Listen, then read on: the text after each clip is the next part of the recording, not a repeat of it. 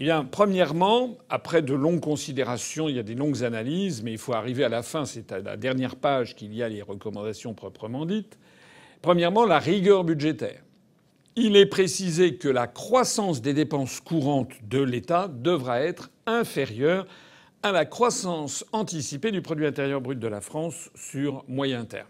Oh, bon, je ne vais pas entrer dans trop de détails, mais les économistes savent que c'est extraordinairement difficile à réaliser. Ça veut donc dire, sous ce jargon technocratique pas très facile à comprendre pour monsieur et madame tout le monde, ça veut dire une rigueur très sévère par rapport aux années antérieures où normalement on devait aussi avoir une rigueur, sauf que vous le savez, M. Macron, pendant la période de la Covid-19, a dépensé à tout va.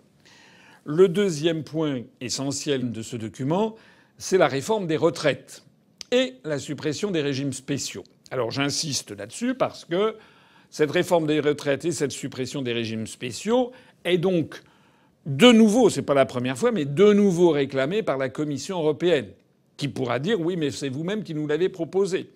Et la France pourra dire oui, mais c'est vous qui nous l'aviez demandé. C'est le serpent qui se mord la queue. Demander à un État de veiller à la viabilité de son système de retraite sur long terme. Pourquoi pas? Mais ce dont il est question, c'est une réforme des retraites et la suppression des régimes spéciaux.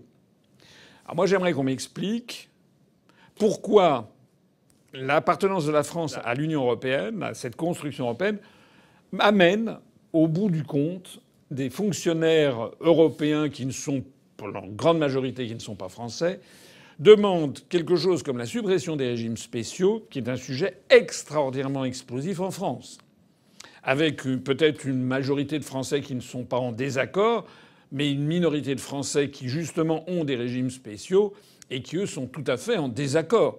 Je pense par exemple aux retraités d'EDF-GDF qui ont un régime particulier. Je pense également aux avocats qui avaient un régime, qui ont un régime spécial, où ils ont mis depuis des années, ils ont mis comme un écureuil, ils ont mis des économies et ils ont peur que la fusion des régimes, de tous les régimes pour en arriver à un seul, finisse par en fait qu'ils soient spoliés de l'effort qu'eux-mêmes et toutes les générations d'avocats ont fait avant eux pour préparer leur retraite. Et les fonctionnaires, je sais pas, luxembourgeois, maltais, autrichiens, danois, irlandais et slovaques qui expliquent qu'il faut que la France fasse fusionner ces régimes spéciaux ne se rendent pas compte, probablement, du caractère explosif que ça représente. De même que les réformes des retraites. Vous voyez bien aussi au passage que les programmes présidentiels qui ont été exposés pendant la campagne présidentielle, si tant est qu'il y ait eu une campagne, ont eu un immense tort de ne pas vous parler de tout ce dont je vous parle maintenant. Puisque, encore une fois, la France va être probablement astreinte à mener à bien cette nouvelle exigence de la Commission européenne, bénie par le Conseil européen, de réformer les retraites. Le troisième sujet, c'est que ce document demande à la France de conclure la programmation de la politique de cohésion, c'est son terme, politique de cohésion européenne, sur les années 2021-2027, c'est-à-dire sur les 7 ans 2021-2027. Alors, sans entrer ici dans trop de détails, vous imaginez que cette politique dite de cohésion européenne avec les autres, ça veut dire tout simplement que la Commission européenne propose par ce document que l'Union européenne et elle-même, Commission, préempte ce que seront les décisions économiques, sociales, environnementales, écologiques, etc., jusqu'en 2027. À commencer depuis 2021 parce que les négociations sont lentes et il y a du retard qui a été pris. Et donc que ceci soit préempté, quels que soient les résultats des élections qui pourront se tenir en France d'ici là. Alors on me dira mais oui, mais en 2027 justement, ça sera la prochaine élection présidentielle. Et puis les élections législatives, c'est dans quelques semaines, bien sûr, mais on ne sait pas de quoi l'avenir est fait. Qui sait si M. Macron terminera son deuxième mandat? Peut-être pas. Qui sait s'il n'éprouvera pas, à la limite, le besoin de dissoudre l'Assemblée nationale parce qu'il y aura des troubles sociaux énormes. Il pourrait dissoudre ça en 2025. Et donc vous voyez bien que ceci se heurterait à ce carcan qui est fixé jusqu'à 2027 et que la Commission européenne nous demande donc de conclure rapidement. Le quatrième point, je le dirai plus rapidement, c'est développer l'apprentissage en entreprise, ce qui n'est pas forcément une mauvaise chose, mais enfin, encore une fois, je ne vois pas du tout en quoi cela concerne la Commission européenne et des commissaires européens ou bien des fonctionnaires qui sont croates, grecs, italiens, hongrois, suédois et finlandais de nous demander d'avoir une nouvelle politique en matière d'apprentissage. C'est quand même très, très, très singulier et très contradictoire avec le principe de souveraineté nationale. Enfin, le cinquième point, particulièrement développé cette année, concerne la question de l'énergie. Et notamment, le cinquième point impose à la France de réduire la dépendance globale au pétrole et au gaz, donc aux hydrocarbures, et donc aux énergies fossiles, et, je cite ce document, d'accélérer le déploiement des énergies renouvelables de taille industrielle et décentralisée. Alors, ça veut dire notamment en facilitant l'investissement privé et en facilitant l'octroi des permis d'exploitation. Alors tout ça mérite quand même qu'on s'y arrête aussi.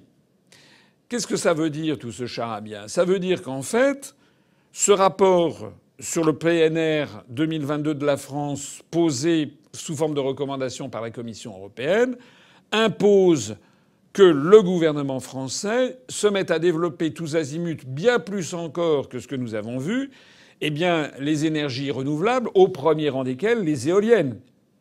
Les éoliennes, et notamment en donnant de plus en plus au privé et en facilitant l'octroi de permis, c'est pour qu'il y en ait le plus possible. Alors, c'est un débat national. Vous savez quels sont les arguments des partisans des éoliennes, l'énergie renouvelable, etc. Vous savez aussi quels sont les arguments très sérieux des opposants. Le saccage des paysages, la pollution des sites avec des dalles de béton énormes, et puis ensuite on ne sait plus quoi faire de tout. On a neutralisé parfois des hectares de terre agricoles. La nocivité sur la santé du voisinage. On a découvert avec les années que les éoliennes dans un rayon de quelques 10, 50 ou 100 mètres autour d'elles produisent un bruit qui finit par nuire à la santé des habitants qui se trouvent à proximité. Les hécatombes d'oiseaux. Ce n'est pas une plaisanterie. Les éoliennes, elles tournent et il y a parfois des dizaines, des centaines d'oiseaux, surtout si ce sont des petits oiseaux au moment de tel ou tel déplacement en groupe, eh bien, qui tombent sous les pales des éoliennes. Et puis, bien entendu, vous le savez certainement, l'approvisionnement en terres rares que consomment ces éoliennes, dont 90% de la production se situe en République populaire de Chine. Ce qui signifie donc d'avoir des relations commerciales, politiques et géopolitiques avec la Chine qui seraient améliorées par rapport à ce que c'est actuellement et ce que c'est en train de devenir.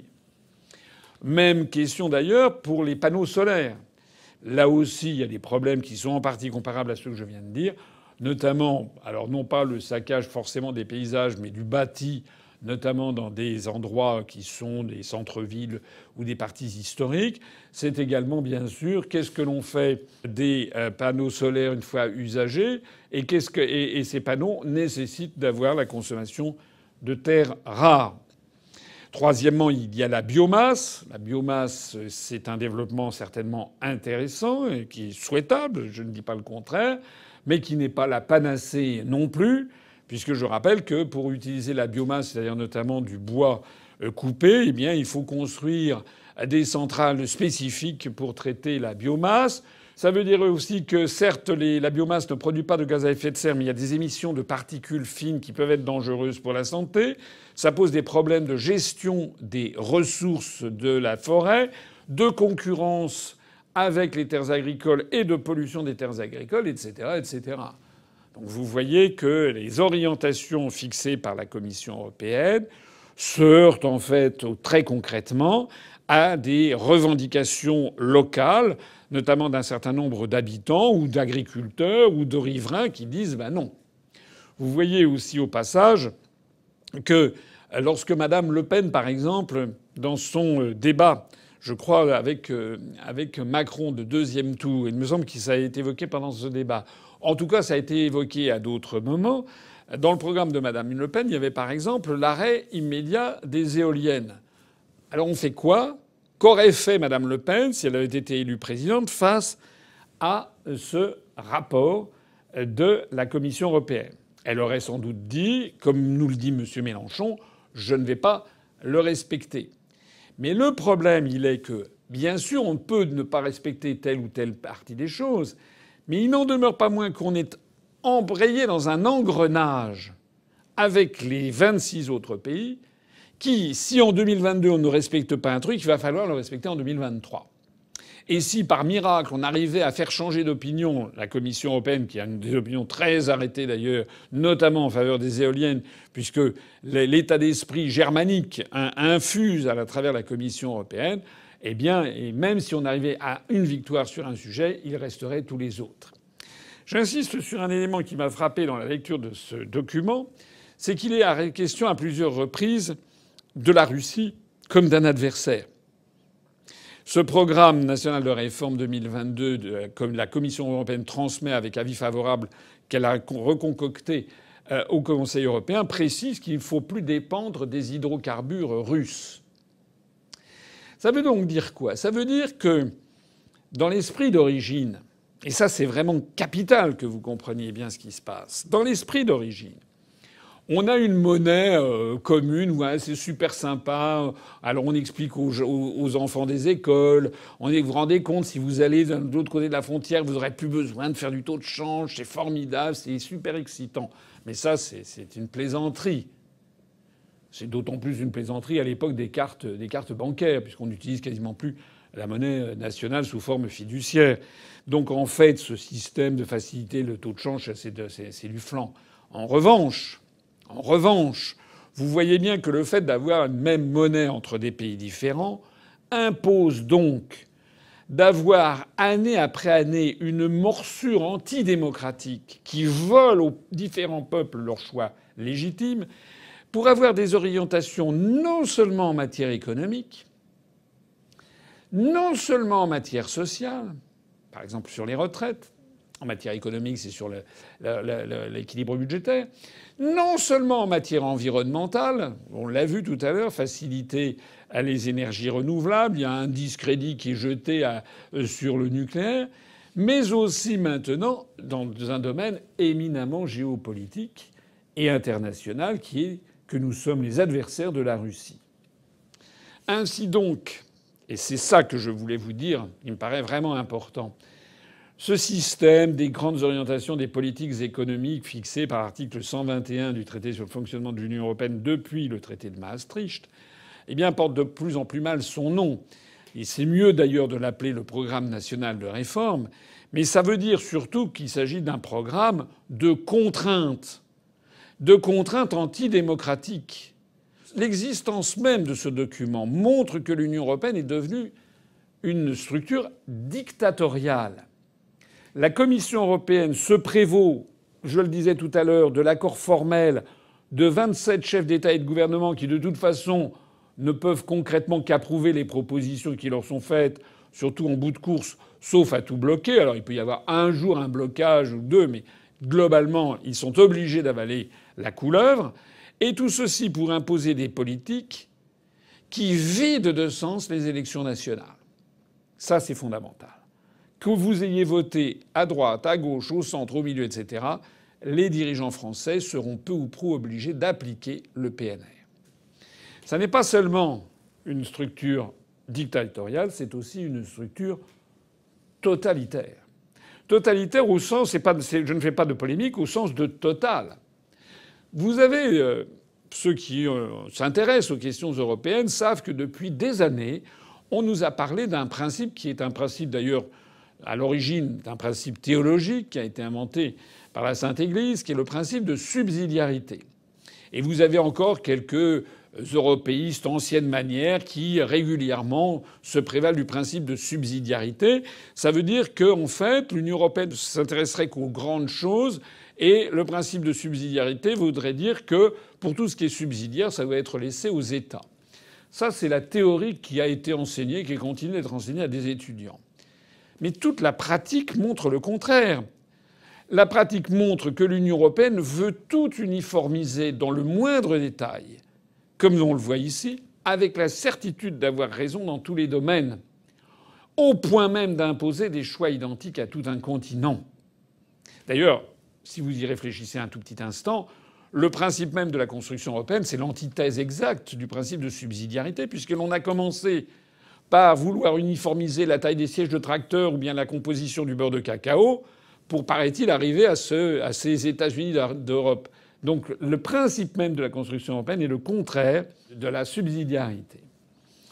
Alors ce que je voudrais dire ici, et ça sera ma conclusion, c'est que à partir du moment où la Commission européenne, elle va imposer à la France la réforme des retraites, de développer les éoliennes, de développer les panneaux solaires, de se mettre en mauvais termes avec la Russie, etc., enfin sur tous ces sujets que vous imaginez, qu'on vient de voir, ce qu'il faut bien comprendre, c'est qu'elle va l'imposer avec des nuances nationales en fonction de la situation ici ou là.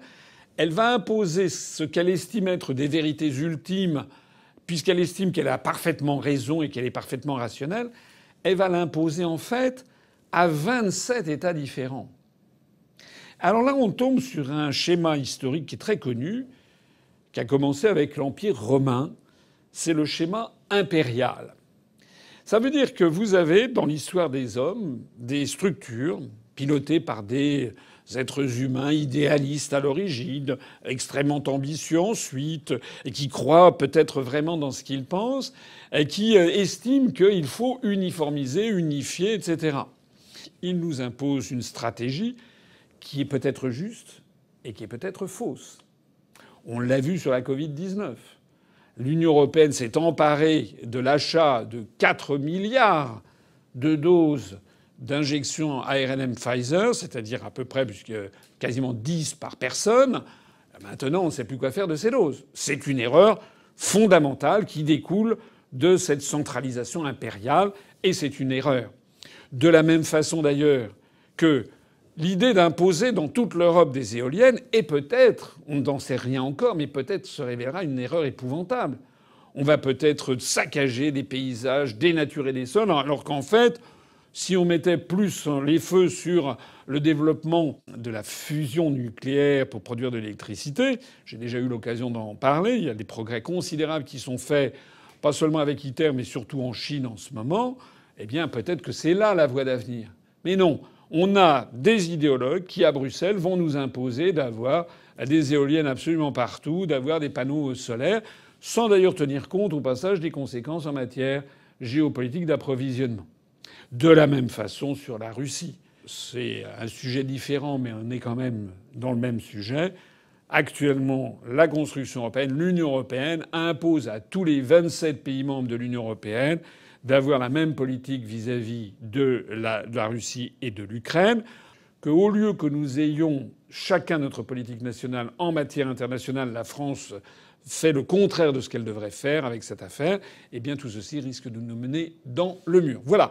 Je voulais vous donner tout ça comme élément de réflexion parce que, malheureusement, vous l'avez bien vu, aucun parti politique français, aucun responsable politique français, et notamment pas ceux qui briguent les plus hautes fonctions et les plus hautes responsabilités, que ce soit avec Macron ou que ce soit dans son opposition, eh bien aucun n'essaye de vous expliquer, comme j'essaie de le faire, le plus clairement possible, les grands enjeux de notre temps. Comme je l'ai souvent dit, si nous proposons depuis plus de 15 ans la sortie de la France de l'Union européenne, de l'euro et de l'OTAN, ce n'est pas par nostalgie, ce n'est pas par ringardise, ce n'est pas par ci, par ça, c'est tout simplement par principe de réalité. Nous avons affaire à un processus qui a volé au peuple français comme aux autres peuples, mais nous, ce qui nous concerne, c'est le peuple français qui lui a volé son droit inaliénable à décider de son propre avenir. Et dans la mesure où on nous a volé ce droit inaliénable, dans la mesure où on nous impose une politique qui est contraire à nos intérêts nationaux, mais à notre ressenti, à ce que souhaite la population, la France, et ça n'est pas l'un des moindres défauts, est en train de sombrer dans une dépression collective qui s'appelle la décadence. Vive la République et vive la France.